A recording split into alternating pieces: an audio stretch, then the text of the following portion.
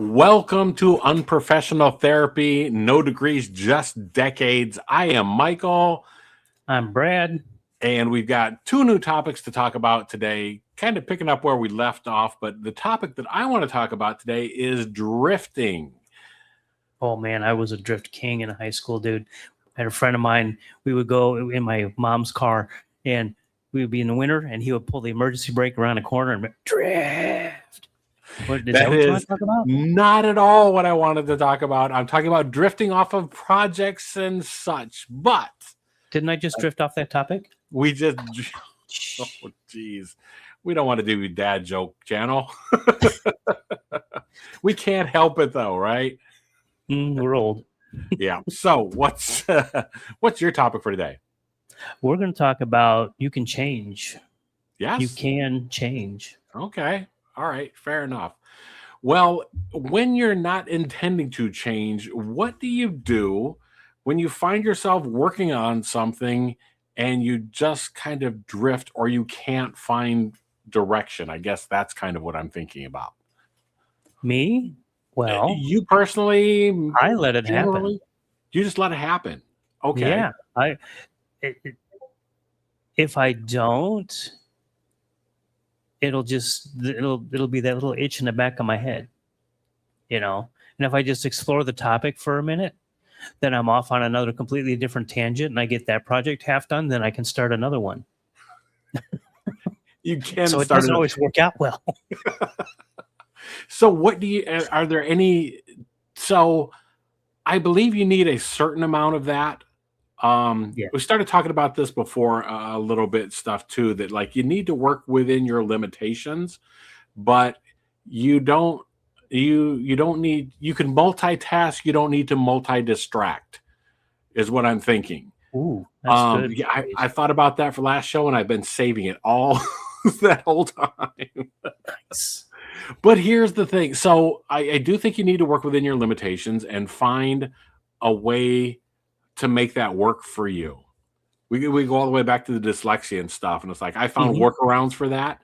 Finding workarounds for your daily life and stuff. If you start to drift, how do you rein yourself in from being distracted by something now?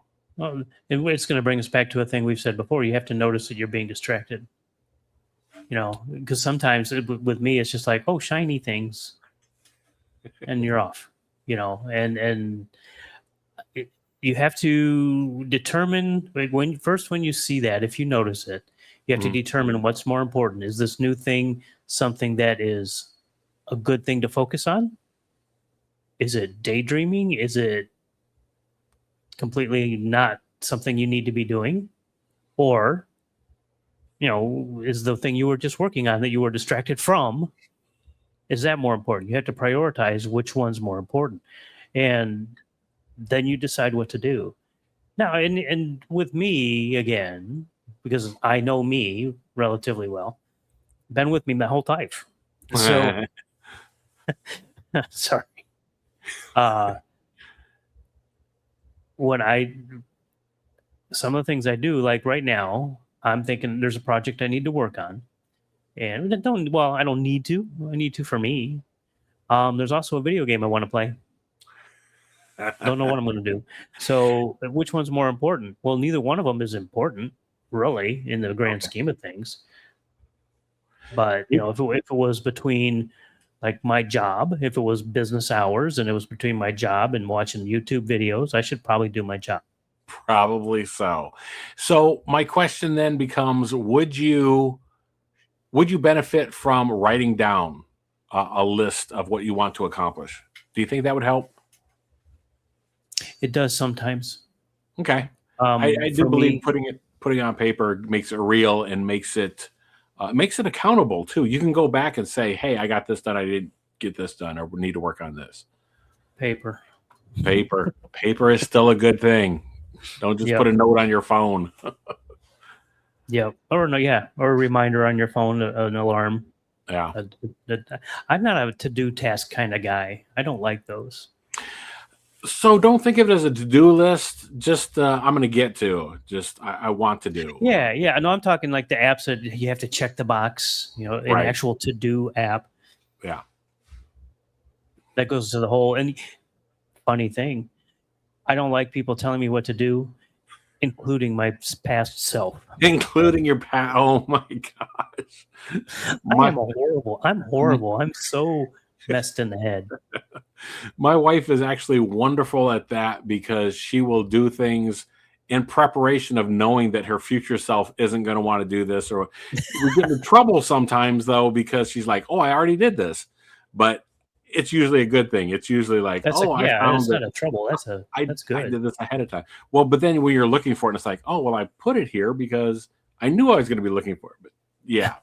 Anyhow, so knowing yourself, I think if you take anything away from watching a self-examination and self-awareness is the biggest overlying structure within here that we should try to work within. Yeah, I exactly. It's not the find same as being. Go ahead. I just say I find that when I'm working, well, now that I'm not working because I'm disabled, but You I work constantly have for yourself. projects and things to work on. Right. That yeah, a little bit of writing it down. My wife and I have our morning meeting. We've gotten out of the habit of this recently. Got to get back into the habit, but we have our morning meeting, which I tell people about that, and they're like, "What are you talking about? It seems silly and ridiculous." It doesn't have to I be envy anything it. more than just us writing down a few of the things that we need to accomplish during the week. We don't do an entire schedule for like this has to happen there, here, here, and here. But just writing things down helps us remember and find time for those things. Yeah, get a little organized and make sure things get done. My Yeah. wife and I have a shared calendar. And we Okay. have a calendar that we both use.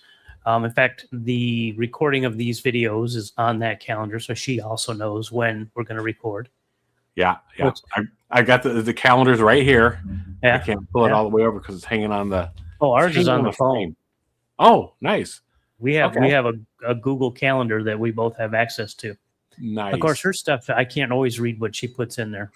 Got a bunch of funky squiggly lines. But you know something's planned for that day. So do you find when you're so I was going to say also then Sure. One of my favorite people to listen to philosophically is actually or was David Lynch. Oh, And he, the filmmaker. And so one of the things that he said though was when he sets down to work was like he allotted himself hours before he would get into a project. Now we can't all necessarily do that, but a certain amount of letting your brain drift from topic to topic, I think is important because it helps you become self-aware if you can trace that back. And you also may find connections between things that you didn't necessarily think of. mm-hmm. When I was talking creativity about, that goes on in that session. yeah. Sometimes it could be mind-numbingly boring stuff that you're doing. In my case, perhaps sorting cards by color. If I'm sorting magic cards, I can get inspired not only just to make decks, but doing a simple repetitive task gives your brain the freedom to go off and explore by itself. And I saw a video, speaking of getting your brain off of things, what the guy did, and he had seen it from someone else, is staring at a wall for 15 minutes. A blank wall. And I don't think I want to do that. But what it does is it allows your brain to just go off. I mean, that's what would happen with me anyway. And I don't remember exactly if he tried to focus on nothing, if that was his goal, was to just stare and not think of anything. Yeah. Or if it was stare and just let his mind go. I would have to stare and let my mind go. And then the next thing I know, it would be 4 hours later. So my brain can go all the time. I think what he's going for in that case is, without seeing it, I'm thinking what he's going for is a meditative state. Even if he's not stating it as that, it's a meditative state. I think that's something that I use when I can't go to sleep at night. If I have insomnia or something, the first, and this is, I'm gonna sound so weird. I don't know. Maybe other people do the same thing. When I can't sleep at night, when I lay down, I close my eyes. First thing I do is I start watching the lights or the blood pumping through the vein or whatever and stuff, depending how much light there is. I watch that first. Then I find that my mind starts to drift into other things, either trying to make sense of it. I mean, it's what our brain does best, is try to make patterns out of things that aren't necessarily patterns. That can get us into trouble sometimes. But in a case like this, that's how we wind up with these conspiracy theories. But that's another story for another time. We'll have to get back to the Y files. We'll talk about that. At any rate, focusing on that one thing then lets a different part of my brain kind of disengage and start to wander elsewhere. At least that helps me fall asleep and stuff. Do you have any tricks for that? I have insomnia problems beyond belief. One thing that does help, that is, well, there's multiple things. It depends on the day for me. Sometimes I've got a sleep mask since I sleep during daylight hours, and I sometimes use it. And then it has headphones built into it. Oh, it was not a cheap mask. Yeah. But the problem is if the music I put on, I will be so tired in the morning because it puts me into a deep sleep. Now that's one thing that does work. The one thing that is working a little bit right now is to take notes of what your brain is saying, because what my brain is doing is saying, okay, you got to do this tomorrow, this tomorrow, this tomorrow, this, and it's saying the same 5-6 things at the same time. So it's like, write it down, and that helps. Write down everything, all the details. I have a note, on my phone. I'm taking notes and I'm putting it in there, and it's what to worry about tomorrow is the title of the note. Okay. So, and there's a list. Oh, I got to take some things off because I did some things. That does help. That has helped me most of the time in that situation, but sometimes it takes me hours to get that done because I'll be like, oh, okay, cool. And then my brain will think of something else that has to be added to the note. Something else. That one. It's so yeah, but insomnia has been a nightmare for me. Okay. No nightmares. I'm thinking, are you familiar with the Harry Potter stuff? I know who he is. I've watched one movie, maybe two. Right. There's something in the movie and in the books or whatever that is a pensive, and it's a place for a reflection or whatever, but they would take thoughts literally out of their head and put them in the pensive, or they would store them in bottles. I think that anyhow, it's something that struck a chord with me just because it's like, and I'm doing that by writing it down, and I'm doing that by putting it on a list and stuff like that. Like my brain, give it a little bit of space. I don't have to think about this. I can go on with other tasking, maybe get things done a little bit better. So I see, if you haven't noticed, we've kind of drifted on the topic as far as where we maybe started, but we're really good at it. Yeah. How do we drift? What do we do to bring ourselves back? We notice that we drifted, and we bring ourselves back. Bring ourselves back to the topic. We just did that by example without even trying. Indeed. However, looking at the time, we should maybe move on to another topic. What would that topic be?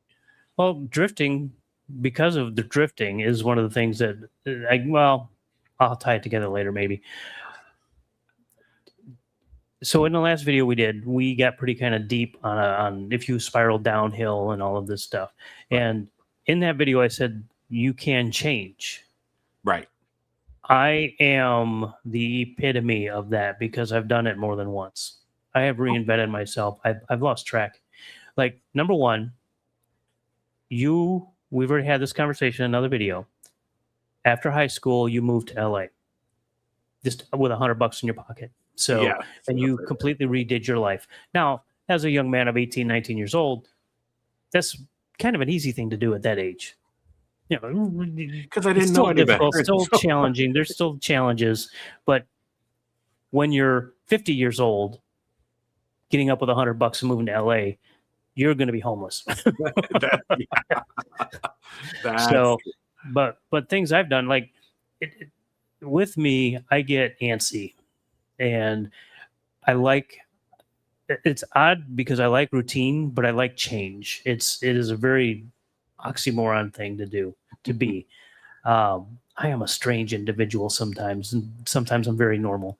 I, I'm going to say So everybody's strange in their own way and stuff, and that makes me just like everybody else, I guess, Yeah. is what I'm really saying. Yeah. So you went across the country. I went to a college that only one other person from our high school went. I purposely went somewhere where nobody else, where I could completely start new and be somebody else, more myself. That worked really well.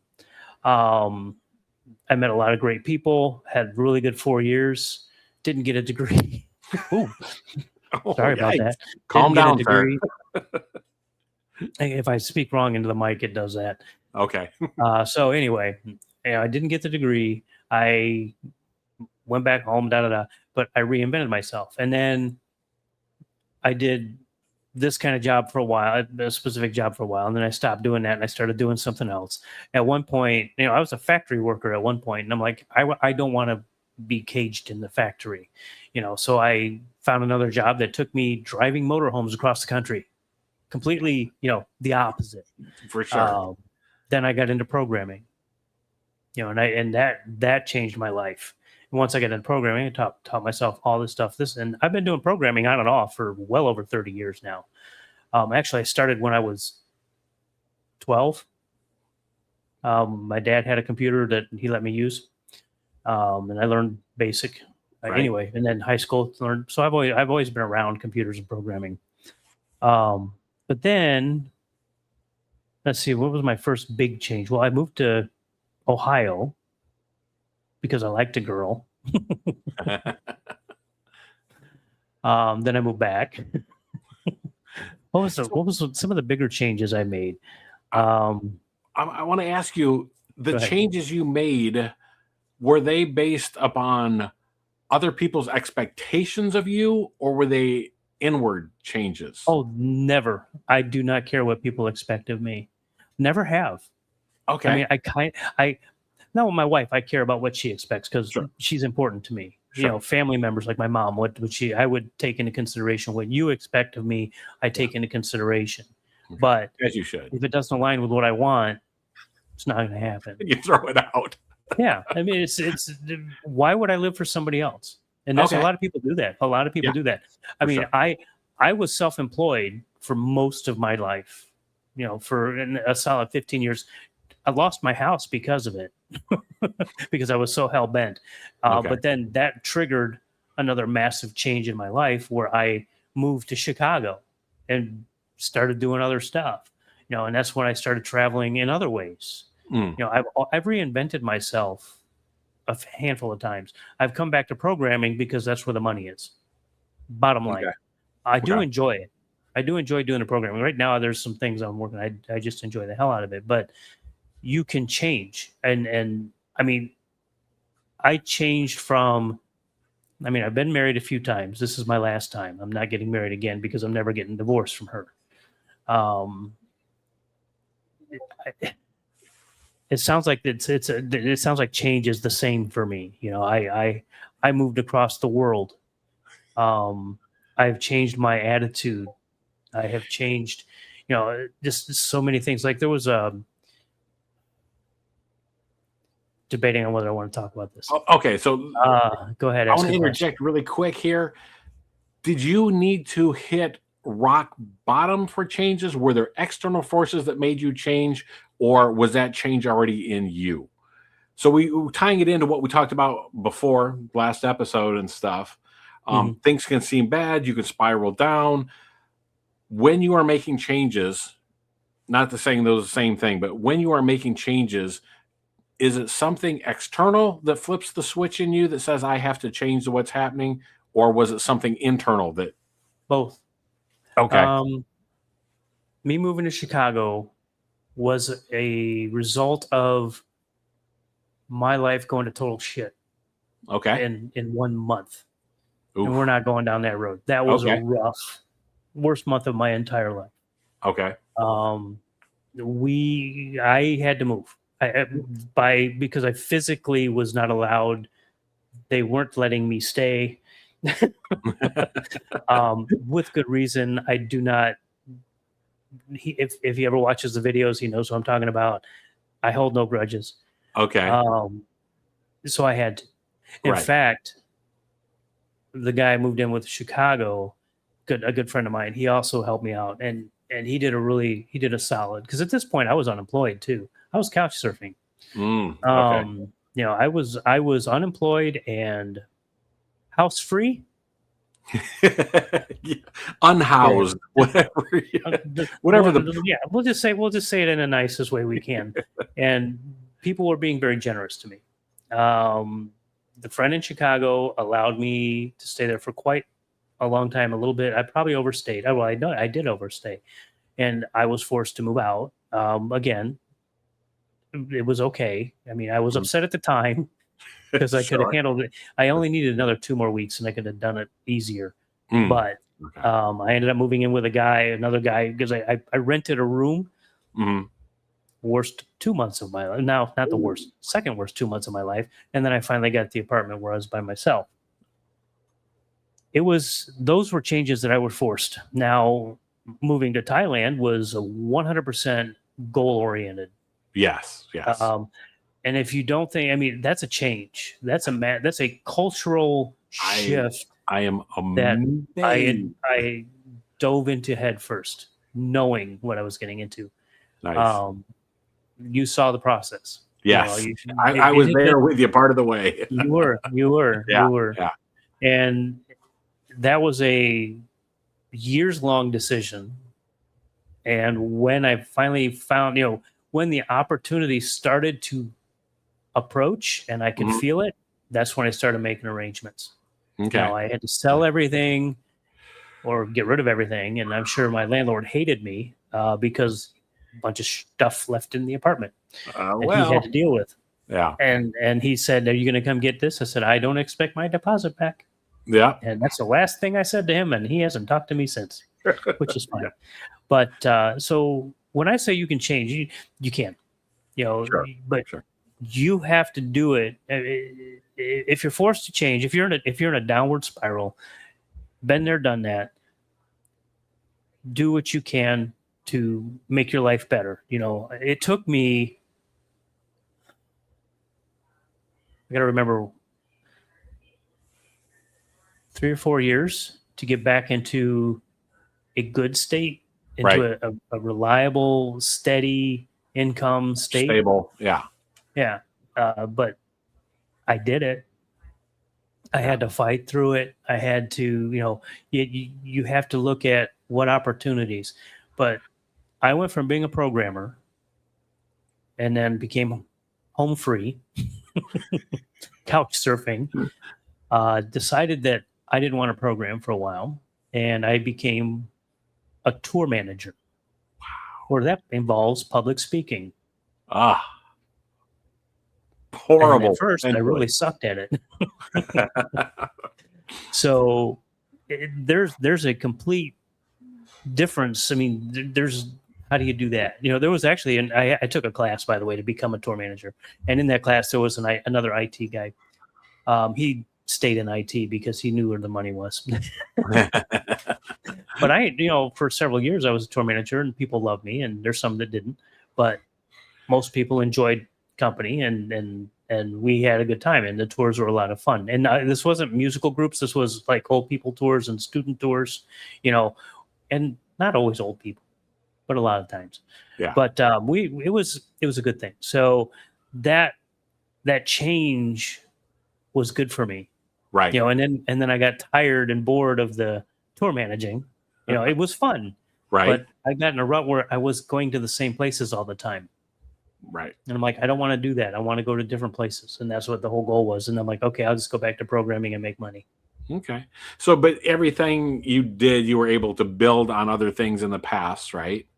Right. Yeah. And you got to take your skills, whatever skills, or in the example of going to be a tour manager, step out of the box. You talk about stepping out of your comfort zone.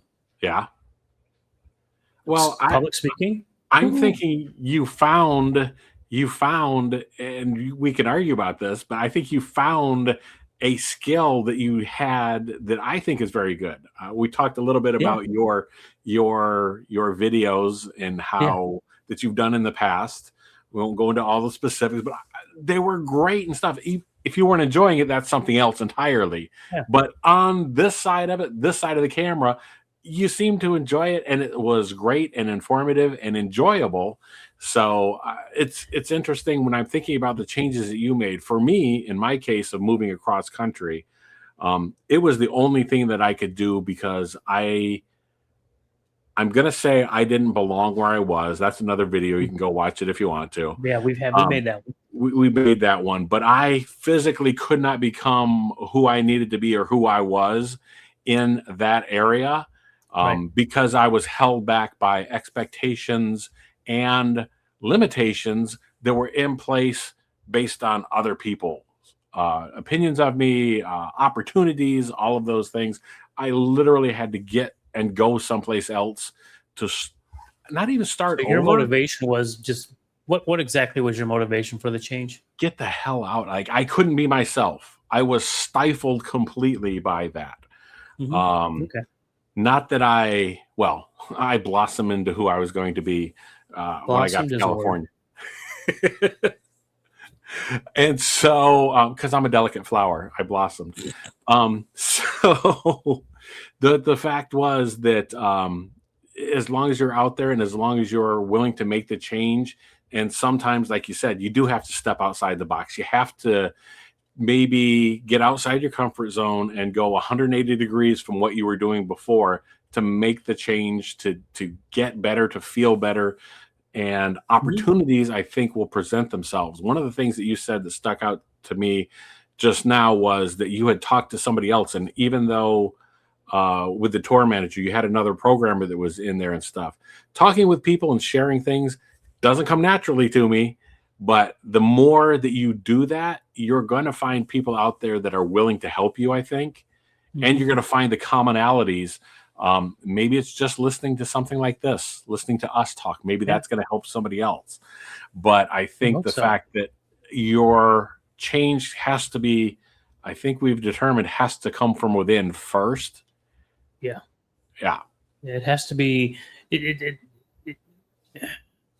I really think that me stepping out of my comfort zone has been the best thing in the world for me. Mm-hmm. You know, I was scared to death to go. I rode a 3-day train ride to go to San Francisco to take a class. Wow. Or a 2-week class where I had almost no money. I mean, this was like my last pennies. Yeah. And I didn't, and I was still home free at the time. And so it was a risk. And it public speaking. And let me tell you, they make you in this class, it's a 2-week thing. They make you talk on a microphone every day. The very first time, I was the worst stutterer. I couldn't get 2 words out of my freaking mouth. Wow. And I'm thinking the teachers are probably looking at me going, oh my God, this was going to be a tough one.